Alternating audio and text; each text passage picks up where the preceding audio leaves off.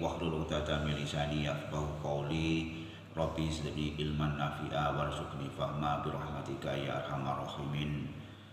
Dumateng para jamaah salat subuh Masjid At-Taqwa Purwasi 2 ingkang kula mulyakaken, wonten kesempatan ingkang mubarakah menika tidak henti-hentinya kita senantiasa meningkatkan kualitas keilmuan kita, keimanan kita, wawasan keislaman kita, supaya kita menjadi orang-orang yang beriman dan bertakwa, yang mendapatkan keselamatan, kebahagiaan fitini wa dunya wal akhirah.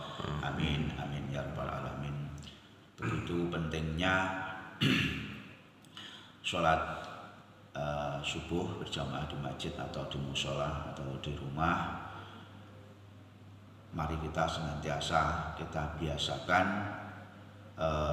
amalan-amalan ibadah kita, juga waktu hari-hari dalam melaksanakan kehidupan ini. Jangan sampai nanti kehidupan dunia ini merupakan kita kehidupan akhirat. Jangan lupa kita semuanya, alam dunia ini ada yang menciptakan, yaitu Allah Subhanahu wa Ta'ala. Yaitu kita berusaha menyambungkan diri, hati kita, pikiran kita, ucapan kita, dan seluruhnya kita sambungkan kepada Allah Subhanahu wa Ta'ala. Karena apabila kita lupa menyambungkan diri kita kepada Allah, lupa yang membuat alam dan seisinya ini, kemudian kita terlalu mencintai dunia, maka tidak akan mendapatkan suatu kebahagiaan, ketenangan hidup. Yang ada adalah penuh masalah dan kegalauan dan penuh kegelapan dalam hidupnya. Oleh karena itu Rasulullah SAW senantiasa membimbing kita bagaimana cara menghadapi hidup dan kehidupan dunia ini, yaitu ambil sedikit saja dari semua kebahagiaan itu, maka kita akan mendapatkan kebahagiaan nanti di akhirat. Kurangi kebahagiaanmu di dunia supaya kamu nanti tidak susah kehidupan di akhirat. Bagaimana Rasulullah SAW mencontohkan hidupnya dalam keadaan fakir, sampai suatu ketika Umar bin Khattab silaturahmi ke rumah Rasulullah SAW. Rasulullah SAW yang begitu sederhananya, Umar bin Khattab sampai menangis melihat kehidupan Rasulullah SAW. Kemudian Rasulullah SAW bertanya, kenapa engkau Umar bin Khattab menangis? Umar bin Khattab menjawab, wahai Rasulullah, saya menangisi panjenengan, engkau adalah manusia yang paling mulia di dunia ini, tetapi kehidupanmu seperti itu, tidak seperti para raja-raja yang hidupnya di istana, semuanya serba ada. Rasulullah SAW menjelaskan kepada Umar bin Khattab, nanti di akhirat wahai Umar, saya mengutamakan kehidupan akhirat. Dunia ini hanya istilahnya itu hanya permainan sebagai sarana. Oleh karena itu jangan engkau terlalu mengejar duniamu, jangan engkau terlalu mengejar kebahagiaanmu di dunia. Dunia ini memang tipu daya.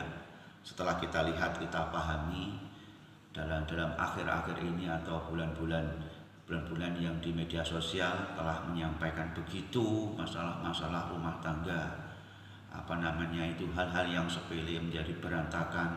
Kemudian apalagi sekarang di dunia Eropa terjadi perang, terjadi krisis pangan dan sebagainya. Itulah sebab daripada salah satu terlalu ambisinya manusia ingin menguasai dunia, sehingga antara satu dengan yang lain bertengkar, satu dengan yang lain saling menghujat, saling memfitnah, saling perang, merebutkan kekuasaan, merebutkan harta, merebutkan pengaruh. Itu yang terjadi di dalam dunia ini. Nah, oleh karena itu perlunya agama di dalam dunia ini adalah yaitu senantiasa mendekatkan diri kita kepada Allah Subhanahu wa Ta'ala, melaksanakan tuntunan Allah Subhanahu wa Ta'ala yang dibawa oleh Rasulullah SAW melalui malaikat Jibril, yaitu bagaimana menghadapi dunia ini, yaitu senantiasa terutama ini sholatnya. Barang siapa yang ingin dibaiki hidupnya, maka baikilah sholatnya. Mari kita istiqomahkan, terutama saya mengajak diri saya sendiri, terutama adalah sholat subuh, karena yang menjadi ukuran di antara sholat yang lainnya adalah sholat subuh. Kita membayangkan adakan salat subuh di masjid ini banyak sekali dan sebagainya, begitu kemuliaan Allah, insya Allah tidak akan memberi suatu bencana di daerah suatu di mana daerah itu banyak orang yang beriman. Mari kita lihat terjadinya tsunami di Aceh, makam orang yang wali Allah, di situ ada orang yang datang menyelamatkan diri di makamnya orang yang soleh tadi, orang wali tadi, ternyata Allah selamatkan. Bagaimana keajaiban masjid di Banda Aceh ketika saat itu yang Allah selamatkan.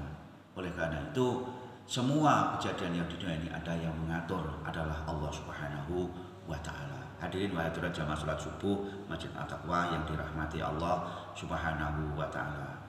Mari kita biasakan sholat berjamaah semampunya, selonggarnya, dan sebelum sholat subuh berjamaah yaitu kita melaksanakan sholat sunnah qobliyah subahi. Rakaat pertama alam nasrah, rakaat yang kedua adalah alam tara. Dan di antara sholat sunnah dan sholat wajib subuh di sini kita memperbanyak la haula wala quwata illa billah, dan sebanyak-banyaknya kita biasakan baca bismillah sebanyak-banyaknya. Tapi sebagian ulama mengatakan sebanyak 786 kali. Insya Allah urusan dunia, urusan apa saja Allah lah yang menyelesaikannya. Fal yatawakal 'alallahi fa huwa hasbuh. Jadi barang siapa yang bertawakal, semuanya itu Allah akan menyelesaikannya. Baik masalah rumah tangga, masalah keduniaan ini, masalah apa saja, Allah kita serahkan kepada Allah. Nah, kelemahannya manusia itu adalah seolah-olah dunia diaturnya sendiri, ditatanya sedemikian tanpa mendekatkan diri kepada Allah. No way, tidak akan. Jangan mengandalkan otak, karena otak ini yang membuat Allah. Nah, kadang-kadang manusia itu lupa seolah-olah dunia ini yang mengatur dirinya, padahal manusia tidak mampu. Yang membuat manusia adalah Allah. Lah, kelemahannya manusia itu melupakan daripada Allah Subhanahu wa Ta'ala.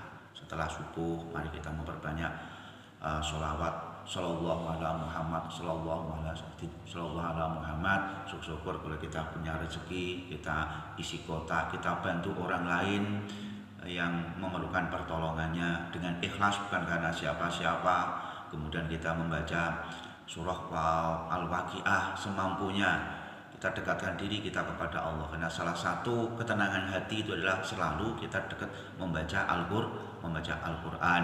Kemudian sholat zuhur berjamaah, sholat zuhur berjamaah kita biasakan membaca surah Ar-Rahman sambil kita bekerja, sambil kita apa saja. Fantasiru fil ardi, carilah kamu rezeki di atas bumi Allah ini. Kemudian sholat asar kita utamakan, jangan sampai kita lupakan, jangan kita rendi. Jadi sholat kita utamakan baik di masjid atau di rumah atau di mana saja, berusaha kita berjamaah. Sambil menunggu sholat maghrib, yaitu membiasakan sholat Qul a'udzu birabbil falaq sebanyak-banyaknya, karena di antara doa yang mustajabah, waktu yang mustajabah adalah antara asar dengan maghrib. Kemudian setelah sholat maghrib berusaha berjamaah atau di rumah atau di masjid atau di mana saja, kita biasakan di rumah kita yaitu membaca Al-Quran, terutama adalah surah Yasin. Kita biasakan, dan kita kurangi HP kita, TV kita, dan kegiatan yang lainnya. Kemudian sholat isya berjamaah. Setelah isya berjamaah jangan sampai tidur kita terlalu malam, karena terlalu malam alamatnya adalah bangunnya kita adalah karipen. Wis rumus seringkali nyun sewu. Saya ini orang lapangan yang sering menata ketertiban, kedisiplinan di kantor, di mana saya sudah sering mengatakan kepada anak-anak, buat rumusnya seperti itu. Ya, kita berusaha mengaturnya. Makanya Allah mengatakan wal asri innal insana, dan seterusnya, demi masa, demi waktu. Lah, waktu ini bagaimana kita mengaturnya, mengatur waktu ini, mengatur tenaga, mengatur keuangan dan sebagainya. Itu bagaimana? Nah, terutama kalau tidurnya enggak terlalu malam, paling enggak ya jam 11 lebih dikit atau berapa, kemudian kita tidur, kita siapkan insya Allah apa namanya itu sebelum tidur membaca surah Al-Fatihah 20 kali. Kita bangun jam berapa insya Allah bisa, tergantung niat kita. Kemudian kita siapkan sholatul lail, karena barang siapa punya masalah apa saja, maka satu kata Syekh Abdul Qadir Jailani, baca Al-Quran. Yang kedua, datangi majelis zikir, majelis taklim. Kemudian biasakan sholat tahajud. Ini permasalahan apa saja, termasuk sebagian ulama mengatakan amalkan, yaitu membaca la haula wala quwata illa billahil azim, termasuk setelah maghrib itu baca Fatihah sebanyak 40 kali, dan perbanyaklah sholat nariyah. Itu kita apa saja permasalahan dunia ini kita serahkan kepada Allah. Jadi kita insya Allah kita kalau melaksanakan tuntunan Allah, hidup ini akan merasa tenang. Bahkan sampai kita itu janganlah terlalu tertawa berlebihan. Jadi kita itu kalau biasanya kalau terlalu berlebihan, kadang-kadang nggak sumput kalau di belakangnya ada masalah. Yang baik ya yang biasa-biasa saja. Kita juga hidup ini diajarkan oleh Allah Subhanahu wa taala bagaimana hidup ini sederhana saja. Ini tidak usah terlalu ingin kita itu viral, tidak usah terlalu kita cukup kita hanya bersandar kepada Allah, jangan bersandar kepada yang lainnya. Insya Allah semuanya itu akan bisa diatasi. Oleh karena itu semuanya itu teorinya seperti itu, tapi prakteknya insya Allah mungkin panjenengan lebih baik daripada saya. Saya pun bukan di sini itu mencerami panjenengan, tapi ini adalah sekedar ilmu, tetapi prakteknya saya juga belajar kepada panjenengan semuanya, karena masing-masing orang mempunyai kelebihan dan kekurangan. Saya pun juga belajar bagaimana orang yang ikhlas, bagaimana orang yang sabar, bagaimana orang yang sederhana. Saya pun akan belajar kepada panjenengan sedoyo. Ada suatu pertanyaan kepada orang bijak. Alah mung salat mendino ya kelakuane iku ya elek aja. Pilih mana? Yang kedua adalah wong iku ora pernah salat, ora pernah ngaji, ora kaji, ya ora apa-apa, tapi wong iku apik. Sebenarnya jawabannya bagaimana orang bijak? Yang pertama juga bagus.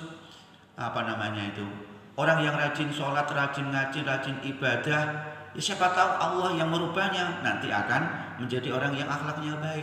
Kemudian yang kedua, meskipun dia tidak sholat, tidak ngaji, kok akhlaknya baik, ya siapa tahu Allah memberi hidayah, akhirnya ya akhlaknya ya baik, ya ibadahnya baik. Intinya apa? Ya ibadah waktunya baik, ibadah ghairul waktunya juga baik. Yang jelek siapa? Yang ketiga tadi itu, yang tidak mau ngaji, mau sholat, juga akhlaknya juga tidak baik, yang hanya mengomentari orang saja, menilai orang saja. Karena apa? Orang baik apa saja pun pasti akan dicela orang. Ya, karena memberi pemahaman orang itu sulit. Sepertinya lalat itu semestinya itu yang dikerumuni itu adalah di situ ada buah, ada barang-barang yang baik. Tetapi kenapa lalat itu seringkali di tempat-tempat yang kotor dan yang jahat? Nah, ini menunjukkan apa? Orang itu sebaik apapun kita berbuat, pasti banyak orang yang tidak suka. Tetapi kita istiqomah bahwasanya hidup ini adalah perjuangan. Nah, oleh karena itu, kalau kita berbuat yang baik dengan yang berbuat jelek, yang jelek dijelekkan, yang jelek juga dijelekkan, kita pilih yang kalau kita cerdas adalah pilih yang baik. Bagaimana Rasulullah SAW dalam berjuang mendakwahkan agama Islam, bagaimana tantangan, cacian, bulian dan sebagainya. Tapi setelah Rasulullah wafat, bagaimanapun kebaikan tidak bisa disamakan dengan kejahatan.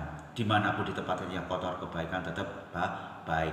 Wa qalu ja'awazunal batila innal batila kana zahuqa. Pasti suatu ketika kejahatan itu pasti Allah akan balas, pasti akan hancur. Semua ini adalah Allah yang disebut dengan istijlad, dilulu diujo oleh Gusti Allah. Tapi suatu ketika nanti kalau sudah terjadi di pengadilan Allah Subhanahu wa taala, tidak ada yang mampu menyembunyikan, tidak ada mampu yang membela. Allah yang pengadilan yang paling adil. Demikian materi subuh hari ini, mudah-mudahan ada guna dan manfaatnya, dan selalu saya mengajak diri saya sendiri juga kita semuanya untuk mengistiqomahkan amalan-amalan yang baik dimanapun berada kita, untuk menjadi orang yang baik. Sebagaimana Imam Syafi'i bercita-citalah menjadi orang yang baik sebelum menjadi orang kaya, orang dan yang lainnya. Jadilah orang yang bermanfaat. Khairun nasu anfa'un linnas. Sebaik-baiknya manusia adalah bermanfaat bagi dirinya, keluarga, masyarakat, bangsa, dan agama. Dan apabila ada kekurangan, tutur kata yang kurang berkenan wonten manah panjenengan dalam nyuwun agung samutra pangarsami. Wabillahi taufiq wal hidayah. Wassalamualaikum warahmatullahi wabarakatuh.